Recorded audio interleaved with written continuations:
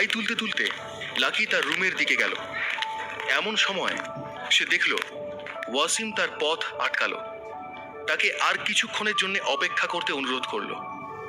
Lucky একবার ওয়াসিমের দিকে তাকিয়ে বলল, আরে ওয়াসিম, তুমি যে কি করো না, দেখো এত ফর্মালিটি করার কোনো দরকার নেই। ওয়াসিম অত্যন্ত বিনীতভাবে বলল, না স্যার, প্লিজ, আই ইনসিস্ট। আপনি প্রথমবার আমাদের আপনারই হোটেলে এসেছেন, কিছু না খাইয়ে আপনাকে আমরা ছাড়বো কিভাবে? বেশি সময় লাগবে না, আপনি আমাকে জাস্ট 20 মিনিট সময় দিন। এই বলে এক প্রকার হাত জোড় করেই লাকির সামনে দাঁড়ালো ওয়াসিম। একে তো লাকির ঘুম পেয়েছে, তার উপরে আবার কোয়েলের চিন্তাও রয়েছে তার মাথার মধ্যে। কিন্তু ওয়াসিম এত আশা নিয়ে তার দিকে চেয়েছিল যে লাকি না করতে পারল না। ওয়াসিমকে সে বলল, ঠিক আছে, তুমি যখন বলছো তখন আমি খাবো, কিন্তু বেশি দেরি করো না। লাকির মুখ থেকে এই কথা শুনে ওয়াসিম খুব খুশি হলো। তাকে নিজের কেবিনে নিয়ে গেল। কিছুক্ষণের মধ্যেই সেখানে লাকির জন্য রকমারি খাবার দাবার এসে গেল। লাকির খিদেও পেয়েছিল। সব খাবার শেষ করে লাকি এবার তার রুমে যাওয়ার প্রস্তুতি নিল।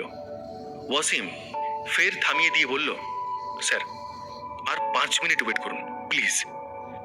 লাকি বলল, না ওয়াসিম, আর না, আমার ঘুমও পেয়েছে, আর একটা কাজও আছে, তুমি বলেছো আমি অনেকটাই খেয়েছি, এবার আমাকে যেতে দাও।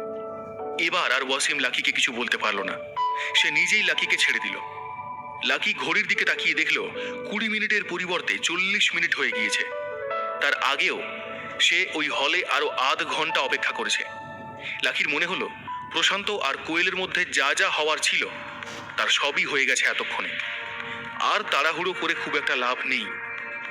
লাকি মনে মনে বলল, আর যদি কিছু নাও হয় বা হয়ও, কোয়েল কি আমার কথা শুনবে? আমাকেও বিশ্বাসই করবে কিনা তা নিয়ে সন্দেহ আছে। এই ভাবতে ভাবতেই লাকি নিজের বিছানায় গিয়ে চুপচাপ শুয়ে পড়ল। সারাদিন অনেক ঘোরাঘুরির পর সে খুবই ক্লান্ত হয়ে গেছে। ওয়াসিম যে শরবত খাইয়েছে তা যেন লাকির শরীরটা আরো হালকা করে দিয়েছে। যে কোনো মুহূর্তে তার চোখ দুটো বুজে যাবে। হঠাৎই লাকি চিৎকার করে বলে উঠল, রাধিকা!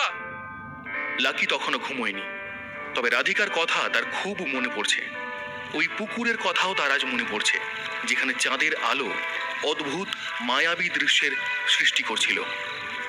রাধিকারও খুব ভালো লাগতো সেই দৃশ্য। লাকির মনে হচ্ছে রাধিকা তার পাশেই আছে, মিষ্টি মিষ্টি কথা বলছে তার সাথে। কিন্তু সহজে ঘুম যেন লাকির কপালে নেই।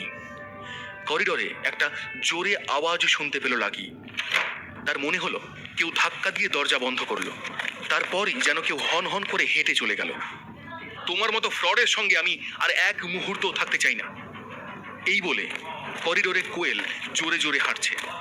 তার সারা শরীর একটা সাদা চাদরে ঢাকা রয়েছে। তার ফর্সা কাঁধ আর পা দুটো চাদরের বাইরে বেরিয়ে আছে। খালি পায়েই কোয়েল তার রুম থেকে বেরিয়ে এসেছে। হন হন করে সে হেঁটে গেল, আর তার পিছনে এলো প্রশান্ত। কোয়েলকে হাত জোড় করে প্রশান্ত অনুরোধ করছে আর বলছে, কোয়েল, প্লিজ ভিতরে চলে এসো, নিজের অবস্থাটা একবার দেখো, তোমার পরনে একটা চাদর ছাড়ার কিছু নেই। বাকিরা এই অবস্থায় তোমাকে দেখার আগে ঘরে চলে এসো, প্লিজ, দয়া করে আর ঝামেলা করো না। কোয়েল প্রশান্তর কথায় কোনো সাড়া পর্যন্ত দিল না। তাকে দেখে মনে হলো যেন বেজায় চটে আছে। এদিকে প্রশান্তর পরনে একটা লাল আন্ডারওয়্যার ছাড়া আর কিছুই ছিল না। কোয়েল চিৎকার করছে আর বলছে, প্রশান্ত, তুমি একটা মিথ্যেবাদী, তুমি, তোমার পরিবার সবাই ফ্রড, আমাকে মিথ্যে বলেছো তুমি, ছি ছি। কোয়েলের মনে হলো প্রশান্তকে সে ঘাড় ধাক্কা দিয়ে এই হোটেল থেকে বের করে দেবে, কিন্তু নিজেকে কোনোভাবে সামলে নিল সে। প্রশান্ত তখন গলার জোর বাড়িয়ে বলল, কি উল্টোপাল্টা কথা বলছো কোয়েল? তুমি নিশ্চয়ই আমাদের ভুল বুঝেছো। একটা কথা বলো, আমার বাবা তোমাকে হেল্প না করলে তোমাকে এই সমস্যা থেকে কে বাঁচাতো? ভেবে বলো, আমি কি মিথ্যা কথা বলছি?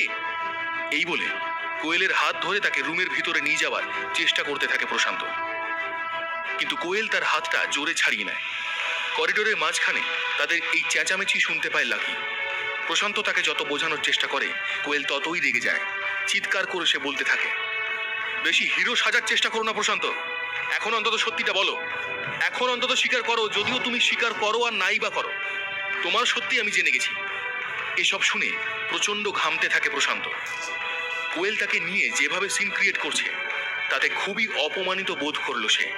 আসলে প্রশান্ত নিজেই তাকে সব সত্যি বলতে চেয়েছিল, কিন্তু কোয়েল যদি সব সত্যি জানার পর তাকে ঘৃণা করতে শুরু করে, তাই সে পিছিয়ে এসেছিল।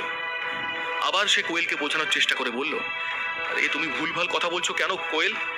আমি তোমাকে বাঁচালাম, আর তুমি আমাকে এসব কথা বলছো? কে তোমাকে এইসব কথা বলছে? আমি তাকে একবার দেখতে চাই। কোয়েলের খুব অদ্ভুত লাগলো। সে নিজেকেই বিশ্বাস করতে পারলো না যে এত বড় একটা ফ্রডের সাথে সে এত দূর পর্যন্ত চলে এসেছে। একটা দীর্ঘ শ্বাস নেয় কোয়েল। তারপর চাদরটাকে নিজের শরীরে ভালোভাবে জড়িয়ে প্রশান্তর উদ্দেশ্যে বলে, এইমাত্র আমার বাবা আমাকে ফোন করেছিল। সোহন রায়চৌধুরী বাবাকে ওদের অফিসে ডেকে পাঠিয়েছিলেন। সকালে আমরা মোহিতের সঙ্গে যা করেছিলাম তার জন্যই বাবাকে ওরা ডেকেছিল। তখন আমি বাবাকে বলি যে তুমি আমার সাথে আছো। আমার বাবা শুনে আশ্বস্ত হয়েছিলেন। তারপর তিনি ভেবেছিলেন আমাকে ডিস্টার্ব না করে নিজে গিয়েই ম্যাটারটা সলভ করবেন।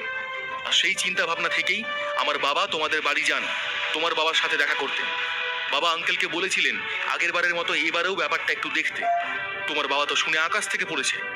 আঙ্কেল বাবাকে জানান যে না তিনি সেদিন আমাদের কোনো সাহায্য করেছিলেন, না তিনি আজ কোনো সাহায্য করতে পারবেন। তারপর আরও একটা বড় নিঃশ্বাস ফেলে প্রশান্তকে কোয়েল বলে, আর তুমি এখানে আমাকে রোজ মিথ্যে বলছো, লজ্জা করে না তোমার? এই কথা শুনে প্রশান্তর মনে হলো এতদিনের তার সমস্ত প্রচেষ্টা জলেই গেল। এত কষ্টে সে কোয়েলকে এটা সেটা বুঝিয়ে এই হোটেলে নিয়ে এসেছিল, সেই সব কিছু মাটি হয়ে গেল। প্রশান্তর তখন কোয়েলের থেকেও বেশি রাগ হলো তার বাবার উপরে। কোয়েলকে হোটেলে নিয়ে আসতে এবং তার বন্ধুদের খরচও বহন করতে হয়েছে প্রশান্তকে। কোয়েল তার পোশাক পরতে ওই রুমের ভিতরে গেল। ঠিক সেই সময়ই তার ফোন বেজে উঠল। কোয়েলের বাবা ফোন করেছিলেন। পুরো ঘটনাটা তিনি তার মেয়েকে জানান। বাবার কাছ থেকে এই সব কথা শোনার পর কোয়েল খুব বিরক্ত হয়। তার রাগ আরও বাড়তে থাকে, আর যত রাগ বাড়তে থাকে ততই সে প্রশান্তর দিকে বড় বড় চোখ করে তাকায়।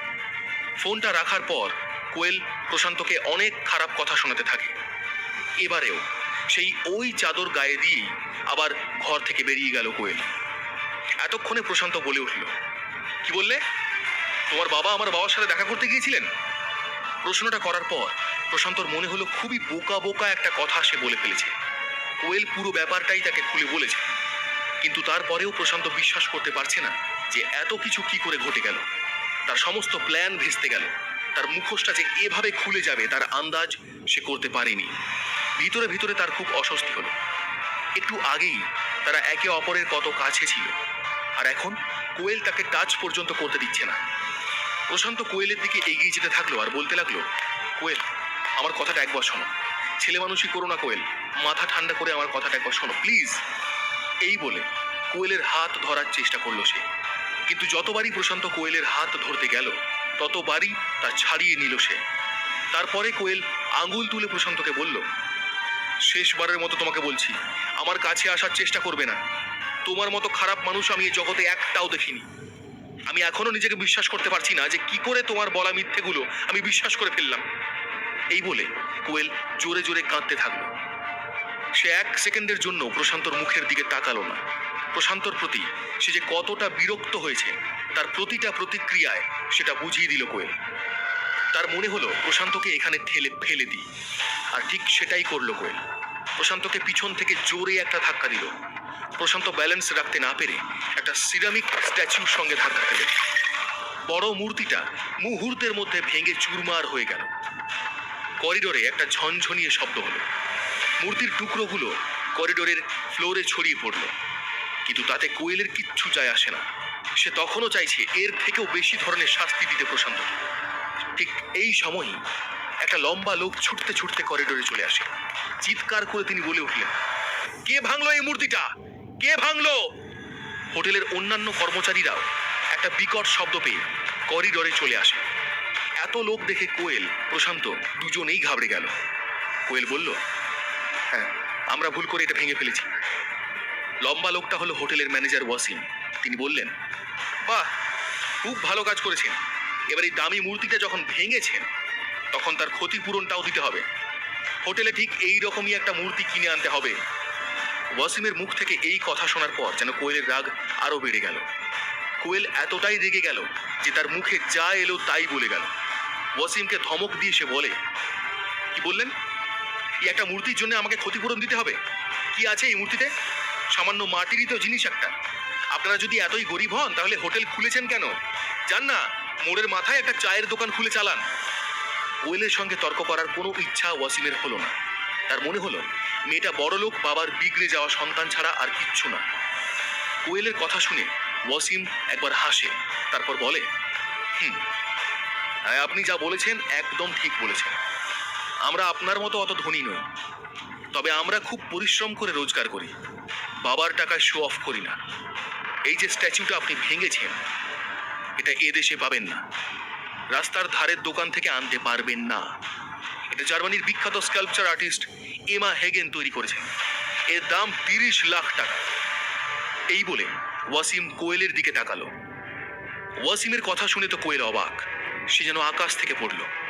সে অবাক হয়ে বলে উঠল, কি 30 লাখ টাকা? কোয়েলের মনে হলো মাথায় জল ঢেলে যেন কেউ তার ঘুম ভাঙালো। এই মূর্তিটার দাম সত্যি 30 লাখ টাকা? এত টাকা তো সে একসাথে কখনো দেখেনি। এদিকে ওয়াসিম হোটেলের এক কর্মচারীকে ইশারায় এই স্ট্যাচুর বিলটা নিয়ে আসতে বলে। তিনি বিল নিয়ে আসতেই সেটি কোয়েলের হাতে ধরিয়ে দেন ওয়াসিম। কোয়েল সেই বিল দেখার পর যেন হুঁশ হারিয়ে ফেলে। এবার তো আর কিছু করার নেই। 30 লাখ টাকা সে পাবে কোথা থেকে? গলার স্বর নামিয়ে ওয়াসিমের সামনে হাত জোড় করে কোয়েল বলল, স্যার স্যার আমি বিরাট বড় ভুল করে ফেলেছি। আমি বুঝতে পারিনি এই মূর্তিটার এত দাম হতে পারে। কোয়েল ভয়ে থরথর করে কাঁপছে। ওয়াসিম একবার কোয়েলের দিকে তাকালো, তারপর হাসতে হাসতে বলল, আপনার কি মনে হয় সরি বললেই ছাড় পেয়ে যাবেন? আপনাদের জন্য এই কাজগুলো খুবই সহজ, তাই না? প্রথমে কিছু ভাঙবেন, তারপরে সরি বলবেন। আপনি তো একটু আগেই বললেন না এই মূর্তিটা এমন কিছু নয়, আর আমরা গরিব, চায়ের দোকান খোলা উচিত আমাদের। তাহলে আপনি তো অনেক বড় লোক। 30 লাখ টাকা দেওয়া আপনার জন্য কোনো বড় ব্যাপার নয়, হাতের ময়লা আর কি। তাই তাড়াতাড়ি 30 লাখ টাকা দিয়ে দিন। কোয়েল ভয়ে কাঁপতে থাকলো। কি করবে, কি বলবে, এত টাকা কোথা থেকে জোগাড় করবে? কিছুই বুঝতে পারলো না সে। এরপর কি হবে? কে বাঁচাবে কোয়েলকে? লাকি কি শেষমেশ কোয়েলকে উদ্ধার করবে? লাকির সত্যিটা কি এবার কোয়েল জানতে পারবে? এর পরের গল্প জানতে হলে শুনতে থাকুন